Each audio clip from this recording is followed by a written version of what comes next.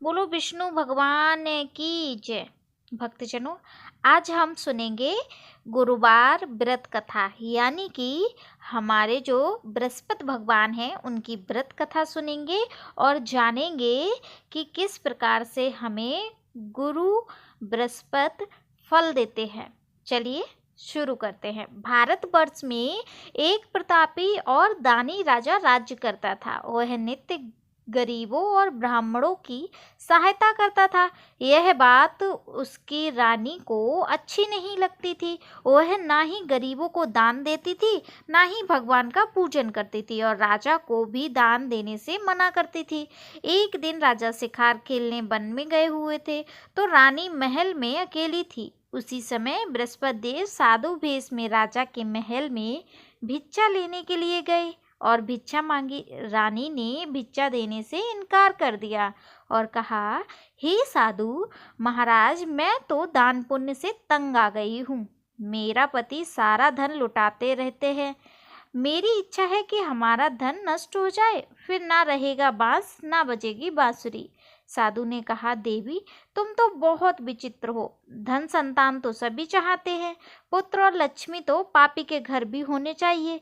यदि तुम्हारे पास अधिक धन है तो भूखों को भोजन दो, प्यासों को प्याऊ बनवाओ, मुसाफिरों के लिए धर्मशालाएं खुलवाओ। जो निर्धन अपनी कुंवारी कन्याओं का विवाह नहीं कर सकते हैं उनका विवाह करा दो। ऐसे और कई काम हैं जिनसे करने से तुम्हारा यश लोक और परलोक में फैलेगा।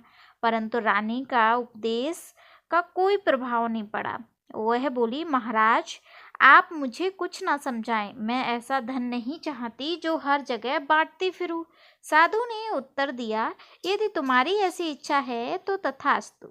तुम ऐसा करना कि बृहस्पतिवार को घर लीपकर पीली मिट्टी से अपना सिर धोकर स्नान करना, भट्टी चढ़ाकर कपड़े धोना। ऐसा करने से आपका सारा धन नष्ट हो जाएगा। इतना कहकर वह साधु महाराज वहां से आलोप हो गए। साधु के अनुसार कही बातों को पूरा करते हुए रानी को केवल 3 बृहस्पतिवार ही बीते थे कि उसकी समस्त धन संपत्ति नष्ट हो गई। भोजन के लिए भी राजा का परिवार तरसने लगा। तब एक दिन राजा ने रानी से बोला कि हे रानी, तुम यहीं रहो, मैं दूसरे देश को जाता हूँ, क्योंकि यहाँ पर सभी लोग मुझे जानते हैं, इसलिए मैं कोई छोटा कार्य नहीं कर सकता। ऐसा कहकर राजा परदेश चला गया। वहाँ वह जंगल में लकड़ी काट कर लाता और शहर में बेचता था। इस तरह वह अपना जीवन व्यतीत करने लगा। इधर राजा के परदेश जाते ही रानी और दासी दुखी रहने लगी। एक बार जब रानी और दासी को 7 दिन तक बिना भोजन के रहना पड़ा, तो रानी ने अपनी दासी से कहा, हे दासी, पास ही के नगर में मेरी बहन रहती है, वह बड़ी धनवान है। तू उसके पास जा और कुछ ले आ, ताकि थोड़ी बहुत गुजर बसर हो जाए। दासी रानी की बहन के पास गई। उस दिन गुरुवार था और रानी की बहन उस समय बृहस्पतिवार व्रत कथा सुन रही थी। दासी ने रानी की बहन को अपनी रानी का आदेश दिया, संदेश सुनाया, लेकिन रानी की बड़ी बहन ने कोई उत्तर नहीं दिया। जब दासी को रानी की बहन से कोई उत्तर नहीं मिला तो वह बहुत दुखी हुई और उसे क्रोध भी आया। दासी ने वापस आकर रानी को सारी बात बता दी। सुनकर रानी ने अपने भाग्य को कोसा। उधर रानी की बहन ने सोचा कि मेरी बहन की दासी आई थी, परंतु मैं उससे नहीं बोली, इससे वह बहुत दुखी हुई होगी। कथा सुनकर और पूजन समाप्त करके वह अपनी बहन के घर आई और कहने लगी, हे बहन, मैं बृहस्पतिवार व्रत कथा कर रही थी, तुम्हारी दासी मेरे घर आई थी, परंतु जब तक कथा होती है तब तक ना तो उठते हैं और ना ही बोलते हैं, इसलिए मैं नहीं बोली। कहो दासी क्यों गई थी? रानी बोली, बहन तुमसे क्या छिपाऊं, हमारे घर में खाने तक को अनाज नहीं था। ऐसा कहते कहते रानी की आंखें भर आई। उसने दासी समेत पिछले 7 दिनों से भूखे रहने तक की बात अपनी बहन को विस्तार पूर्वक सुना दी। रानी की बहन बोली, देखो बहन, भगवान बृहस्पति देव सबकी मनोकामना पूर्ण करते हैं। देखो शायद तुम्हारे घर में अनाज रखा हो। पहले तो रानी को विश्वास नहीं हुआ, पर बहन के आग्रह करने पर उसने अपनी दासी को अंदर भेजा तो सचमुच अनाज का एक भरा घड़ा मिल गया। यह देखकर दासी को बड़ी हैरानी हुई। दासी रानी से कहने लगी, हे रानी, जब हमको भोजन नहीं मिलता तब तो हम व्रत करते ही हैं, इसलिए क्यों ना इससे व्रत और कथा विधि भी पूछ ली जाए ताकि हम भी व्रत कर सके। तब रानी ने अपनी बहन से बृहस्पतिवार व्रत कथा के बारे में पूछा। उसकी बहन ने बताया, बृहस्पतिवार व्रत में चने की दाल और मुनक्का से भगवान विष्णु का केले की जड़ में पूजन करते हैं तथा दीपक जलाते हैं, व्रत कथा सुनते हैं और पीला भोजन ही ग्रहण करते हैं।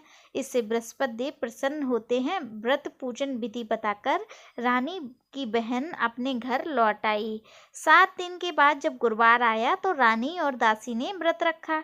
गुड़साल में जाकर चना और गुड़ लेकर आई, फिर उससे केले की जड़ तथा विष्णु भगवान का पूजन किया। अब पीला भोजन कहाँ आए, इस बात को लेकर दोनों बहुत दुखी थे। चूँकि उन्होंने व्रत रखा था इसलिए बृहस्पति देव उनसे प्रसन्न थे, इसलिए भी एक साधारण व्यक्ति का रूप धारण कर 2 थालों में सुंदर पीला भोजन दासी को दे गए। भोजन पाकर दासी प्रसन्न हुई और फिर रानी के साथ मिलकर भोजन ग्रहण किया। उसके बाद वे सभी गुरुवार को व्रत और पूजन करने लगी। बृहस्पति भगवान की कृपा से उसके पास फिर से धन संपत्ति आ गई, परंतु रानी फिर से पहले की तरह आलस्य करने लगी। तब दासी बोली, देखो रानी, तुम पहले भी इस प्रकार आलस्य करती थी, तुम्हें धन रखने में कष्ट होता था, इस कारण सभी धन नष्ट हो गया, और अब जब भगवान बृहस्पति की कृपा से धन मिला है तो तुम्हें फिर आलस आ रहा है।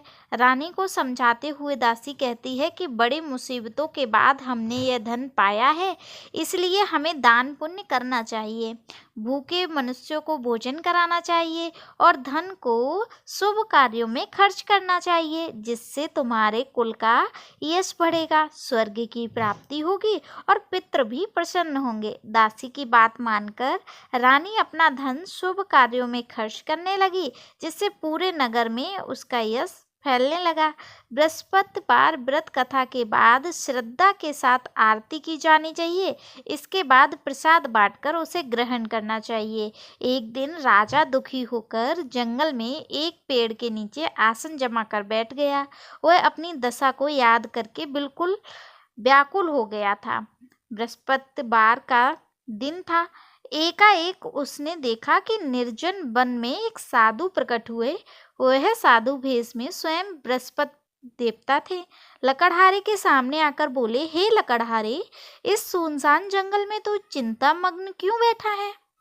लकड़हारे ने कहा, दोनों हाथ जोड़कर पहले तो प्रणाम किया और उत्तर दिया, महात्मा जी, आप सब जानते हैं, मैं क्या कहूँ। यह कहकर रोने लगा और साधु को अपनी आत्मकथा सुनाई। महात्मा जी ने कहा, तुम्हारी स्त्री ने बृहस्पति के दिन बृहस्पति भगवान का निरादर किया है, जिसके कारण रुष्ट होकर उन्होंने तुम्हारी यह दशा कर दी है। अब तुम चिंता को दूर करके मेरे कहने पर चलो तो तुम्हारे सब कष्ट दूर हो जाएंगे और भगवान पहले से भी अधिक संपत्ति देंगे। तुम बृहस्पति के दिन कथा किया करो, 2 पैसे के चने मुनक्का लाकर उसका प्रसाद बनाओ और शुद्ध जल से लोटे में शक्कर मिलाकर अमृत तैयार करो। कथा के पश्चात अपने सारे परिवार और सुनने वाले प्रेमियों में अमृत व प्रसाद बांटकर आप भी ग्रहण करो। ऐसा करने से भगवान तुम्हारी सभी मनोकामनाएं पूरी करेंगे। साधु के ऐसे वचन सुनकर लकड़हारा बोला, हे प्रभु, मुझे लकड़ी बेचकर इतना पैसा नहीं मिलता जिससे मैं भोजन के उपरांत कुछ बचा सकूं। मैंने रात्रि में अपनी स्त्री को व्याकुल देखा है, मेरे पास कुछ भी नहीं है जिससे मैं उसकी खबर मंगा सकूं। साधु ने कहा, हे लकड़हारे, तुम किसी बात की चिंता मत करो। बृहस्पति के दिन तुम रोजाना की तरह लकड़ियां लेकर शहर को जाओ, तुमको रोज से 2 गुना धन प्राप्त होगा, जिससे तुम भली भांत भोजन कर लोगे तथा बृहस्पति देव की पूजा का भी सामान आ जाएगा। इतना कहकर साधु अंतर्ध्यान हो गए। धीरे धीरे धीरे समय व्यतीत होने लगा। फिर वही बृहस्पतिवार का दिन आया। लकड़हारा जंगल से लकड़ी काटकर किसी शहर में बेचने गया। उसे उस दिन और दिन से अधिक पैसा मिला। राजा ने चना गुड़ आदि लाकर गुरुवार का व्रत किया। उस दिन से उसके सभी क्लेश दूर हुए। परंतु जब दोबारा गुरुवार का दिन आया तो बृहस्पतिवार का व्रत करना भूल गया। इस कारण बृहस्पति भगवान नाराज हो गए। उस दिन उस नगर के राजा ने विशाल यज्ञ का आयोजन किया तथा शहर में यह घोषणा करा दी कि कोई भी मनुष्य अपने घर में भोजन ना बनावे, ना आग जलावे। समस्त जनता मेरे यहाँ भोजन करने आवे। इस आज्ञा को जो न मानेगा उसे फांसी की सजा दी जाएगी। इस तरह की घोषणा संपूर्ण नगर में करवा दी। राजा की आज्ञा अनुसार शहर के सभी लोग भोजन करने गए, लेकिन लकड़हारा कुछ देर से पहुंचा, इसलिए राजा उसको अपने साथ घर लेवा ले गए और ले जाकर भोजन करा रहे थे तो रानी की दृष्टि उस खूंटी पर पड़ी जिस पर उसका हार लटका हुआ था। वह वहां पर दिखाई नहीं दिया। रानी ने निश्चय किया कि मेरा हार इस मनुष्य ने ही चुरा लिया है। उसी समय सिपाहियों को बुलाकर उसको कारागार में डलवा दिया। जब लकड़हारा कारागार में पड़ गया और बहुत दुखी होकर विचार करने लगा कि ना जाने कौन से पूर्व जन्म कि कर्म मुझे यह दुख प्राप्त हुआ है, और उसी साधु को याद करने लगा जो कि जंगल में मिला था। उसी समय तत्काल बृहस्पति देव साधु के रूप में प्रकट हुए और उसकी दशा को देखकर कहने लगे, अरे मूर्ख, तूने बृहस्पति देव की कथा नहीं करी, इस कारण तुझे दुख प्राप्त हुआ है। अब चिंता मत कर। बृहस्पतिवार के दिन कारागार के दरवाजे पर 4 पैसे पड़े मिलेंगे।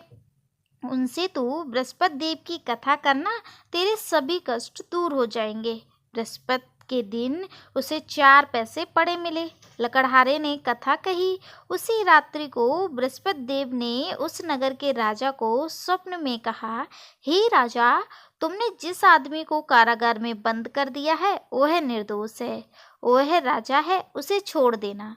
रानी का हार उसी खूंटी पर लटका है। अगर तू ऐसा नहीं करेगा तो तेरे राज्य को नष्ट कर दूंगा। इस तरह रात्रि के स्वप्न को देखकर राजा प्राप्त काल उठा और खूंटी पर हार देखकर लकड़हारे को बुलाकर क्षमा मांगी तथा लकड़हारे को योग्य सुंदर वस्त्र आभूषण देकर विदा कर दिया।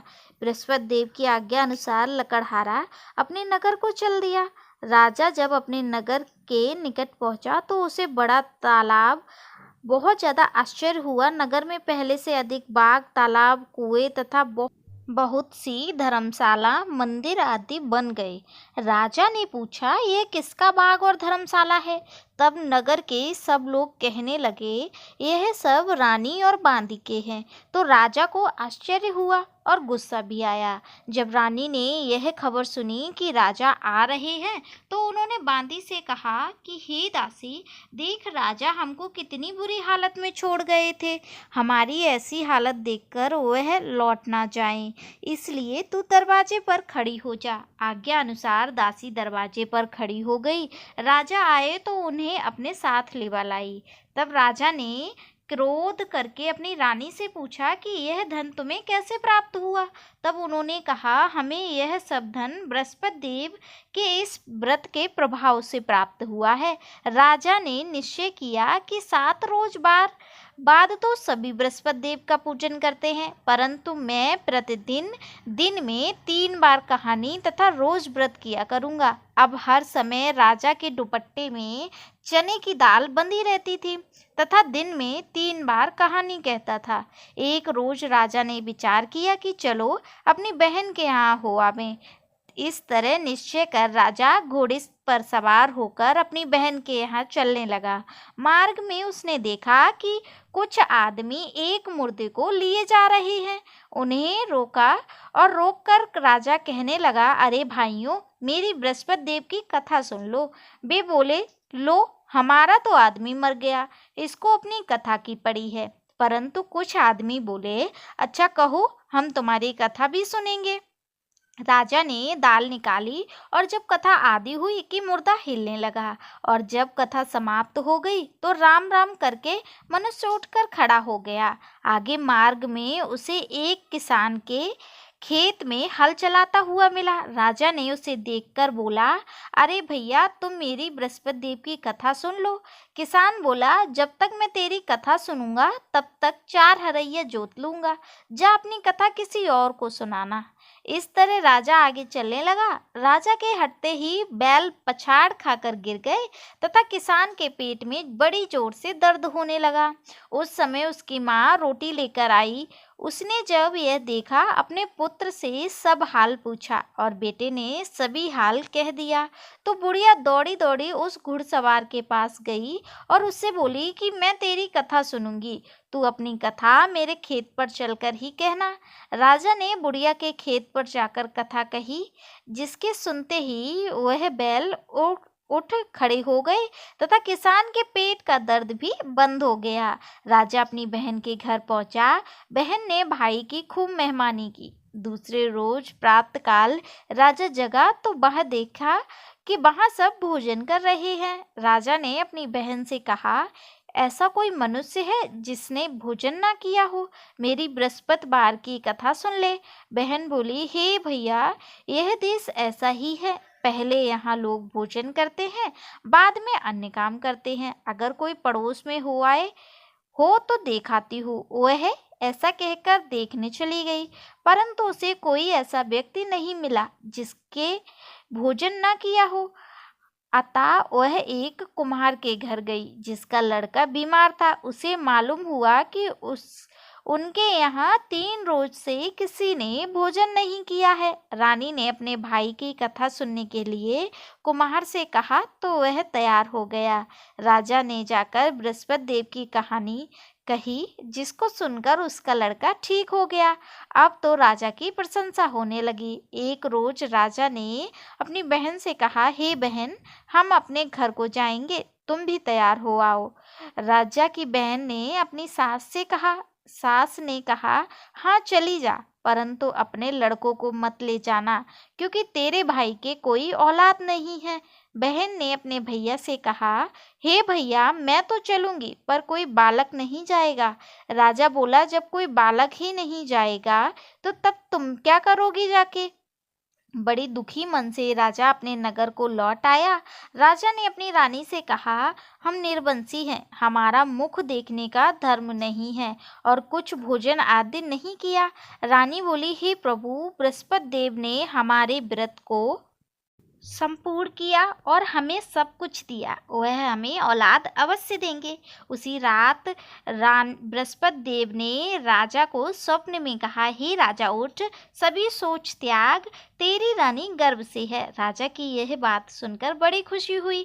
9वें महीने में उसके गर्भ से एक सुंदर पुत्र पैदा हुआ। तब राजा बोला, हे रानी, स्त्री बिना भोजन के रह सकती है, पर बिना कहे नहीं रह सकती।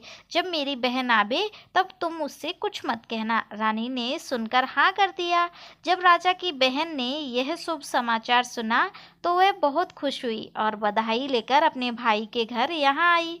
तभी रानी ने बोला, घोड़ा चढ़कर तो नहीं आई, गधा चढ़ी आई। राजा की बहन बोली, भाभी, मैं इस प्रकार ना कहती तो तुम्हें औलाद कैसे मिलती? बृहस्पति देव ऐसे ही हैं, जिसके मन में जैसी कामनाएं हैं सभी को पूर्ण करते हैं। जो सद्भावना पूर्वक बृहस्पति देव का व्रत कथा करते हैं अथवा सुनते हैं, बृहस्पति देव उसकी सभी मनोकामना पूर्ण करते हैं। बोलो बृहस्पति देव भगवान की जय।